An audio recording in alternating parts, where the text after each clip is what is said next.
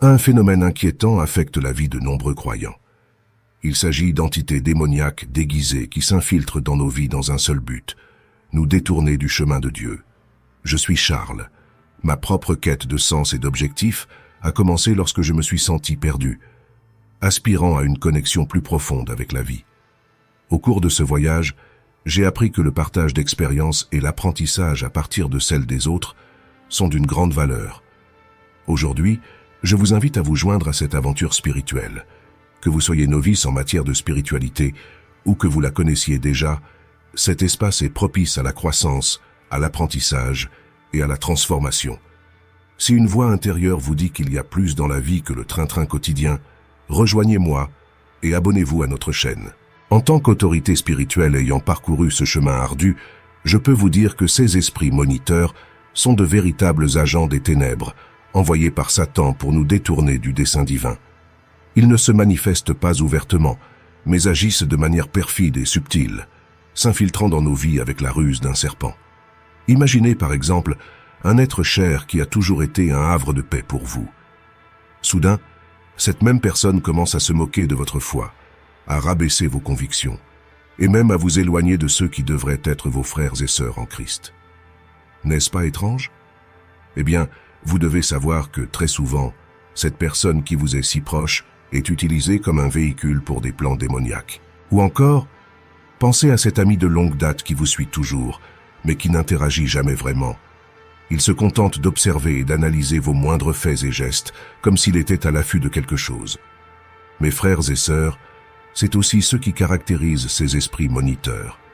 Ils restent silencieux, se déplacent dans l'ombre et attendent le bon moment pour frapper. Malheureusement, beaucoup d'entre nous, à un moment ou à un autre de notre vie, ouvrent la porte à ces êtres maléfiques. Cela se produit lorsque nous nous livrons à des péchés volontaires tels que l'immoralité sexuelle, la toxicomanie ou la consommation excessive d'alcool. Ces actes créent des failles par lesquelles ces démons peuvent entrer dans nos vies et affaiblir notre résistance spirituelle. Alors, mes amis, nous devons être à l'affût de ces signes et être sobres dans notre marche. Nous devons fermer, une fois pour toutes les portes qui peuvent donner accès à ces entités maléfiques. Ce n'est qu'ainsi que nous pourrons rester fermes dans le dessein de Dieu, libérés des griffes de ces esprits perfides. Je sais que cette réalité peut être effrayante, mais n'oubliez pas que nous avons le Très-Haut de notre côté. Il nous a donné le discernement spirituel nécessaire pour identifier ces attaques subtiles de l'ennemi. À nous donc d'exercer cette capacité et de rester vigilants, car la bataille spirituelle fait rage. Ensemble, mes frères et sœurs, nous gagnerons cette guerre contre les forces des ténèbres. Tenez bon, ayez confiance en la puissance de Dieu, et ne laissez pas ces esprits de contrôle vous détourner du chemin de la victoire éternelle. Mes frères et sœurs bien-aimés, maintenant que nous avons compris la nature dangereuse de ces esprits moniteurs, il est essentiel que nous approfondissions notre compréhension de leur stratégie. Ce n'est qu'à cette condition que nous pourrons nous préparer à les affronter et à protéger notre vie contre leurs assauts. L'une des tactiques les plus insidieuses de ces êtres maléfiques est l'utilisation de déguisements pour s'infiltrer dans nos vies. Ils ne se manifestent pas ouvertement comme des démons, mais se cachent derrière des masques familiers et souvent apparemment inoffensifs. Par exemple, ces esprits peuvent se déguiser en faux chefs spirituels, en pasteurs et même en personnalités chrétiennes éminentes. Ils s'infiltrent dans nos églises, nos congrès et nos réunions avec l'intention de répandre des doctrines déformées, nous éloignant des vrais enseignements bibliques. Combien de fois avons-nous vu des personnes qui étaient apparemment des frères dans la foi, mais qui ont progressivement miné notre confiance dans la parole de Dieu, remettant en question ces commandements et nous séduisant avec des prédications agréables à l'oreille? Mes amis, ce sont là les ruses de ces esprits contrôleurs qui viennent déguisés en religieux pour nous détourner du chemin étroit. Mais leur déguisement le plus efficace est peut-être celui des amis proches et de la famille. Ces êtres maléfiques peuvent prendre possession d'êtres chers et les transformer en véritables agents des ténèbres. Imaginez une personne qui a toujours été un havre de sécurité pour vous, une personne en qui vous aviez entièrement confiance. Soudain, cette même personne commence à se moquer de votre foi, à rabaisser vos convictions, et même à vous éloigner de ceux qui devraient être vos frères et sœurs en Christ. Mes frères et sœurs, il ne s'agit pas d'une simple coïncidence, mais de l'une des armes les plus puissantes de ces esprits moniteurs. Ils utilisent les liens affectifs et la confiance que nous avons dans nos proches pour saper notre détermination et nous séparer de ceux qui devraient nous soutenir dans ce voyage. Et ne pensez pas que ces esprits se limitent aux amis et aux parents. Ils peuvent même se déguiser en ex-petits amis, en ex-époux ou en personnes avec lesquelles nous avons eu des relations affectives ou sexuelles dans le passé. Ce sont des canaux privilégiés pour entrer dans nos vies et nous distraire de notre objectif divin. C'est pourquoi, chers amis, il est essentiel d'être conscient de ces déguisements. Nous ne devons pas nous laisser emporter par l'apparence des choses, mais plutôt rechercher le discernement spirituel pour identifier la véritable nature de ceux qui nous approchent. Ce n'est qu'ainsi que nous pourrons nous armer contre les attaques de ces êtres malfaisants et rester concentrés sur le chemin que Dieu a tracé pour nous. N'oubliez pas que tout ce qui semble bon et sain n'est pas forcément ce qu'il semble être. Les esprits de contrôle sont passés maîtres dans l'art de la dissimulation. C'est à nous, enfants du Très-Haut, de développer le discernement nécessaire pour les détecter et ne pas nous laisser abuser par leur stratégie perfide. Croyez-moi, la clé pour triompher des forces des ténèbres est de cultiver ce lien profond avec le divin qui est en vous. Lorsque votre intuition sera aiguisée, vous serez en mesure de discerner les ruses de l'ennemi avant même qu'elles ne se produisent. Vous ne serez plus surpris par les manœuvres trompeuses de ces esprits maléfiques. C'est pourquoi je vous présente le défi des 21 jours. Transformez votre vie et réalisez vos rêves en développant votre intuition. Dans ce guide pratique et transformateur, je vous montrerai étape par étape comment éveiller ce 6e sens donné par Dieu. À la fin de ce voyage, vous serez équipé pour faire face à n'importe quelle attaque spirituelle et atteindre les objectifs que votre Père Céleste a réservés à votre vie. Ne manquez pas cette occasion de renforcer votre foi et de remporter la victoire sur les manœuvres de l'ennemi. Cliquez sur le lien dans le premier commentaire et inscrivez-vous dès maintenant à ce défi de 21 jours. Vos vies ne seront plus jamais les mêmes. Mes amis, je sais que cette réalité peut être effrayante, mais ne perdons pas espoir. Car notre Père Céleste est à nos côtés, nous donnant la sagesse et le discernement dont nous avons besoin pour gagner cette bataille spirituelle. Restons fermes, vigilants et confiants dans la puissance de Dieu, et ensemble, nous remporterons la victoire finale. Mes amis, je dois admettre que cette bataille spirituelle contre les esprits moniteurs peut parfois sembler une tâche herculéenne. En effet, ces êtres maléfiques sont si subtils et si discrets dans leurs actions que nous ne nous rendons souvent même pas compte de leur présence parmi nous. Pourtant, c'est précisément à cause de cette nature perfide que nous devons garder nos sens aiguisés et notre spiritualité renforcée.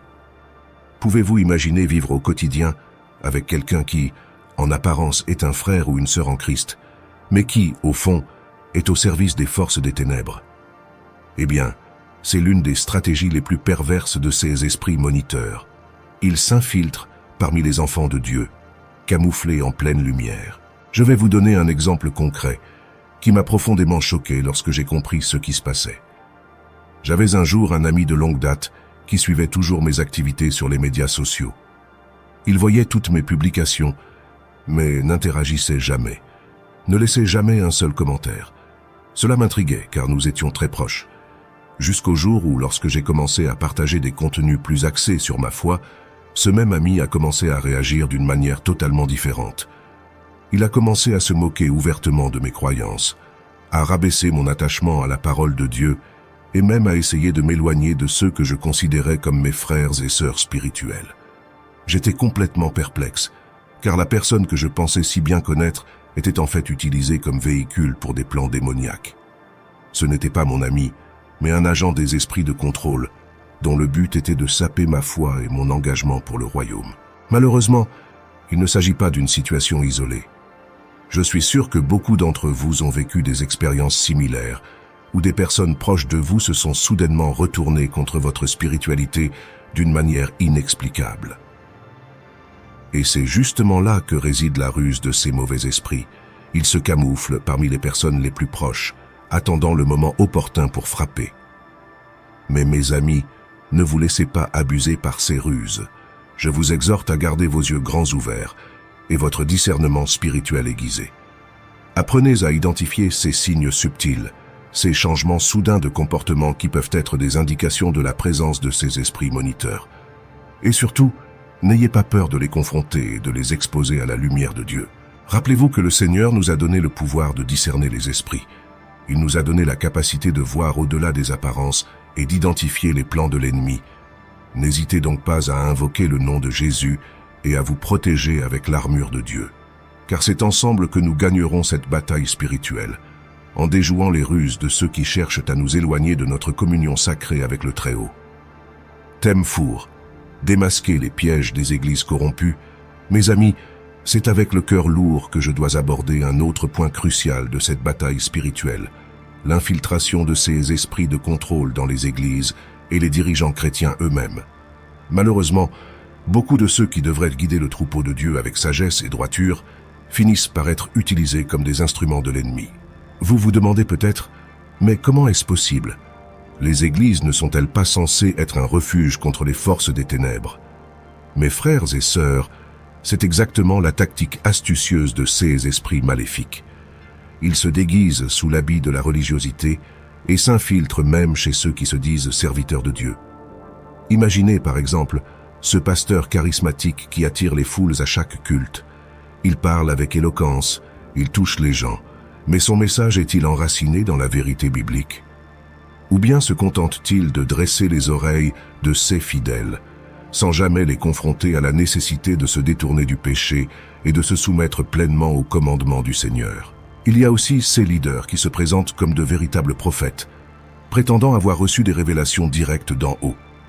Cependant, lorsque nous analysons leurs enseignements, nous nous rendons compte qu'ils ne sont pas conformes à la parole de Dieu. Ils prêchent un message mou qui ne parle pas de repentance, d'obéissance aux 10 commandements et de la nécessité de se détourner des fêtes païennes. Mes amis, telle est la stratégie astucieuse de ces moniteurs spirituels. Infiltrer ceux qui devraient être nos guides spirituels, déformer la vérité et éloigner les brebis du droit chemin. Ils veulent nous enfermer dans une fausse religiosité, nous empêchant d'atteindre la maturité spirituelle que Dieu veut pour nous. Je me souviens d'une fois où Dieu m'a appelé à quitter une église que je fréquentais depuis de nombreuses années. Je me sentais mal à l'aise, parce que certaines prédications ne m'édifièrent plus comme auparavant. C'est alors que j'ai réalisé que cette communauté avait été envahie par une mentalité mondaine, avec un accent excessif sur le divertissement et l'accumulation d'argent, au détriment du véritable enseignement de la parole. Il faut savoir que toutes les églises ne sont pas exemptes de cette influence démoniaque. Beaucoup d'entre elles sont devenues de véritables forteresses d'esprit de contrôle, qui utilisent leurs dirigeants pour maintenir les fidèles endormis et éloignés de la volonté de Dieu. Cela m'attriste profondément, car le Seigneur veut que sa maison soit un lieu d'adoration, de croissance et de préparation à la moisson des âmes. Alors, mes frères et sœurs, ne vous laissez pas tromper par une apparence de spiritualité. Ne restez pas dans des communautés qui ne produisent pas de fruits de justice et d'obéissance aux commandements de Dieu. Il est temps de prendre une décision courageuse, quitter ces environnements corrompus et chercher des congrégations qui glorifient vraiment Dieu en esprit et en vérité. Je sais que ce n'est pas une tâche facile. Beaucoup d'entre vous sont profondément enracinés dans ces églises, et il peut être douloureux de devoir s'en détacher. Mais rappelez-vous, la loyauté envers Dieu doit primer sur toute autre loyauté. Nous devons être prêts à sacrifier tout ce qui est nécessaire pour rester fidèles à sa volonté. Sur ce chemin, vous rencontrerez de la résistance, des moqueries et même de la persécution de la part de ceux qui refusent d'abandonner leurs faux enseignements. Mais ne vous laissez pas intimider. Tenez bon, car celui qui habite en vous est plus grand que celui qui est dans le monde. Laissez le Saint-Esprit vous guider et vous fortifier dans cette transition. Mes amis, le temps est venu de démasquer les pièges de ces églises corrompues. Poursuivez avec courage, car le Seigneur vous conduira dans des communautés qui honorent sa parole et sa gloire. Ensemble, avançons vers la victoire finale contre les forces des ténèbres qui se cachent même parmi ceux qui se disent serviteurs de Dieu. Mes amis, tout au long de notre cheminement spirituel, beaucoup d'entre nous ont fait l'expérience de cette dure réalité.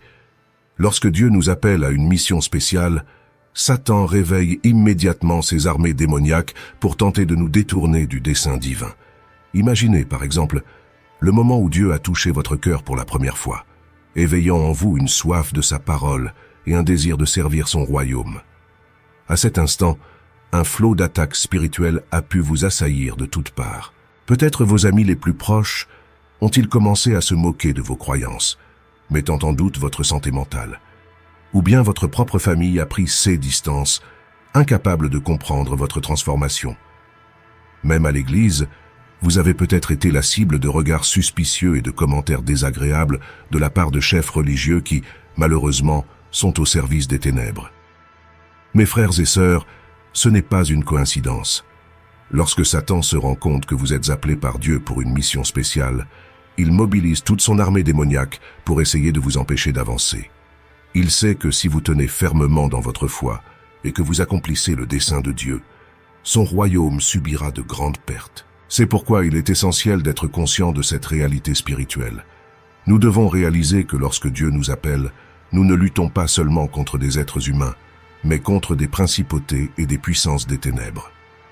Ce sont des forces ennemies qui usent de toutes leurs ruses pour nous détourner du chemin de la victoire.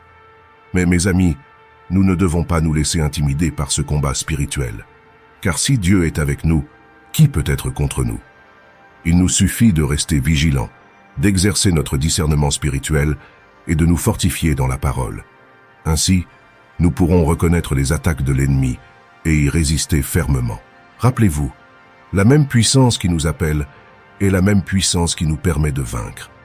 Soutenus par la puissance du Très-Haut, nous pouvons triompher des armées démoniaques et accomplir la mission qui nous a été confiée. N'abandonnez pas, mes frères et sœurs, car la victoire finale appartient à ceux qui persévèrent dans la foi. Mes amis, nous sommes arrivés à un point crucial de ce voyage de confrontation avec les esprits moniteurs. Comme je vous l'ai dit précédemment, ces êtres maléfiques sont extrêmement perfides et subtils dans leurs actions. Aussi, pour en triompher, il nous faut développer une qualité essentielle, le discernement spirituel. Imaginez avec moi la scène suivante. Vous êtes dans une réunion de votre congrégation, entouré de frères et sœurs en Christ. Tout semble paisible, apparemment normal. Mais soudain, vous ressentez un malaise intérieur, le sentiment que quelque chose ne va pas. C'est là qu'intervient le discernement spirituel, cette capacité donnée par Dieu de voir au-delà des apparences, de percevoir la réalité spirituelle qui se cache derrière les actes et les paroles des gens. Je me souviens clairement d'une situation dans laquelle ce don divin m'a sauvé d'une grande tromperie. Je me trouvais dans une église qui prétendait être remplie du Saint-Esprit. Tout semblait si joyeux, si enthousiaste, que j'étais tenté de me laisser emporter par l'atmosphère émotionnelle. Cependant, quelque chose me tracassait. Je ressentais un certain malaise, une méfiance que je ne pouvais pas expliquer. Puis, dans un moment de prière, le Seigneur a ouvert mes yeux spirituels. Soudain, j'ai pu voir clairement la présence de ces esprits moniteurs infiltrés parmi les membres de cette congrégation. Ils se déguisaient en leaders charismatiques, trompant tout le monde avec une fausse onction et un faux esprit de puissance. Mais grâce au discernement que Dieu m'a donné, j'ai pu les identifier et m'éloigner de cet environnement toxique. Mes amis, c'est l'importance vitale du discernement spirituel dans la lutte contre les esprits de contrôle. Grâce à ce don divin, nous sommes capables de voir au-delà des apparences, de percevoir les motivations cachées, les intentions perverses de ces êtres maléfiques qui se cachent derrière des visages sympathiques et des discours mielleux. Il est donc essentiel de cultiver cette capacité dans notre vie. Nous devons sans cesse rechercher la présence de l'Esprit Saint, en lui demandant de nous doter du don de discernement. Nous devons prier, jeûner et rester vigilants afin de pouvoir identifier rapidement les agissements de ces esprits perfides. Je me souviens d'un verset biblique qui me conforte toujours dans cette voie. L'homme spirituel juge de tout, mais il n'est jugé par personne. Oui, mes frères et sœurs, lorsque l'Esprit de Dieu est à l'œuvre en nous, nous sommes capables de voir clairement la réalité spirituelle qui se déploie autour de nous. Nous ne sommes pas dupes des belles apparences ou des discours enflammés. Nous voyons l'essence, la vraie nature de ceux qui se tiennent devant nous. Et c'est précisément ce pouvoir de discernement qui nous permet de vaincre les esprits de contrôle. Lorsque nous les identifions, nous pouvons les confronter avec l'autorité qui nous a été donnée en Jésus-Christ. Nous pouvons les exposer à la lumière de la vérité et les dépouiller de leur déguisement trompeur. Après tout, ces êtres maléfiques ne peuvent exister là où règne l'Esprit du Très-Haut. Alors, mes chers amis, Cherchez sans cesse à renforcer cette arme spirituelle. Permettez au Seigneur d'aiguiser votre discernement, afin que vous puissiez voir clairement les pièges démoniaques qui se cachent dans la foule. Ce n'est qu'ainsi que nous pourrons nous mettre à l'abri des manœuvres perfides de ces esprits contrôleurs et continuer à avancer dans notre mission d'amener les âmes dans le royaume de Dieu. Mes amis de la foi, nous sommes arrivés au cœur de ce voyage spirituel. Après avoir exploré la nature perfide de ces esprits moniteurs, compris leurs stratégies maléfiques et appris à les identifier, le moment est venu de nous fortifier dans la foi afin de remporter la victoire finale. Je sais que le chemin a été ardu et que vous avez souvent été tentés d'abandonner. En effet, affronter ces ennemis invisibles est une tâche herculéenne qui exige de nous une détermination sans faille. Mais, mes frères et sœurs, nous devons garder les yeux fixés sur l'Éternel, car il est notre forteresse dans cette guerre spirituelle. Rappelez-vous les paroles de David face au géant Goliath. Le Seigneur qui m'a délivré des griffes du lion et de l'ours me délivrera aussi des mains de ce Philistin. Comme David, nous devons placer toute notre confiance en notre Père céleste, sachant qu'il est plus grand que toutes les forces obscures qui peuvent s'élever contre nous. Il est donc essentiel que nous menions une vie de prière et de communion intime avec le Seigneur. Ce n'est qu'ainsi que nous pourrons recevoir la force et la sagesse dont nous avons besoin pour faire face aux attaques de ces mauvais esprits. Consacrez-vous à la lecture quotidienne de la parole de Dieu, afin qu'elle transforme vos pensées et guide vos pas. N'oubliez pas non plus l'importance de la fraternité et de l'entraide. Ces esprits moniteurs cherchent à nous isoler, en brisant les liens qui nous unissent en tant que frères et sœurs en Christ. Ne les laissez pas triompher. Restez en contact avec d'autres croyants, priez les uns pour les autres, et fortifiez-vous mutuellement sur ce chemin. Vous souvenez-vous de ce passage de l'Ecclésiaste qui dit « Deux valent mieux qu'un, car si l'un tombe, l'autre relève son compagnon. » Eh bien, c'est la force de la communion fraternelle. Ensemble, nous sommes capables de résister aux attaques de l'ennemi et de rester fermes dans notre foi. Je me souviens d'une situation dans laquelle l'un de mes frères de la congrégation traversait des moments très difficiles. Il était découragé, doutait de sa foi et du plan de Dieu pour sa vie. Avec d'autres membres, nous nous sommes réunis pour prier et intercéder pour lui. Savez-vous ce qui s'est passé? Le Seigneur a profondément touché son cœur, restaurant sa détermination et sa confiance dans le Tout-Puissant. C'est la beauté de la communion chrétienne. Lorsque nous sommes unis, lorsque nous nous soutenons les uns les autres, Dieu agit puissamment dans nos vies. Les esprits de contrôle ne peuvent pas nous vaincre lorsque nous marchons ensemble, soutenus par la force du Très-Haut. N'abandonnez donc pas, mes bien-aimés. Persévérez, car la récompense est devant nous. Gardez les yeux fixés sur Jésus, l'auteur et le finisseur de notre foi, et voyez son royaume s'établir dans vos vies et dans le monde entier.